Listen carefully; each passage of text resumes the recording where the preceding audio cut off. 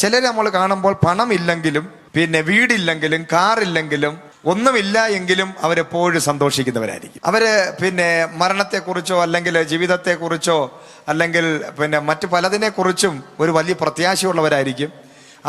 അവരെപ്പോഴും സന്തോഷമുള്ളവരായിരിക്കും. അവരോട് സംസാരിക്കുമ്പോൾ നമുക്ക് ഭയങ്കരമായിട്ടുള്ള ഒരു എൻകറേജ്മെന്റ് ഉണ്ടാകും. ഒരു ഉത്സാഹമുള്ളവരായിരിക്കും. എപ്പോഴും ചിരിച്ചുകൊണ്ട് സന്തോഷിച്ചുകൊണ്ട്. ഒരു മനുഷ്യന്റെ ഹൃദയത്തിനകത്ത് ഒരു സന്തോഷം ഉണ്ടാകണമെങ്കിൽ ദൈവം അവന്റെ ഉള്ളിലുണ്ടായിരിക്കണം. അതാണ് സ്പിരിച്വൽ വെൽത്ത് എന്നാണ് അതിന് പറയുന്നത്. ആത്മീകമായ ഒരു സമ്പത്ത്. ഒരു മനുഷ്യൻ ആദ്യം പ്രാപിക്കേണ്ട ഒരു സമ്പത്ത് എന്ന് പറയുന്നത് പണമല്ല.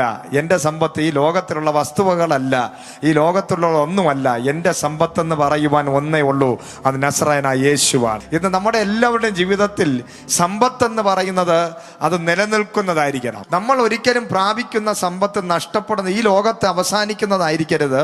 ഈ ലോകത്ത് നമ്മൾ എത്ര ഉണ്ടാക്കിയാലും എല്ലാം ഒരു നിമിഷം ഒരു ദിവസം എന്ത് ചെയ്യും? നഷ്ടപ്പെട്ടു പോകും. Praise the Lord.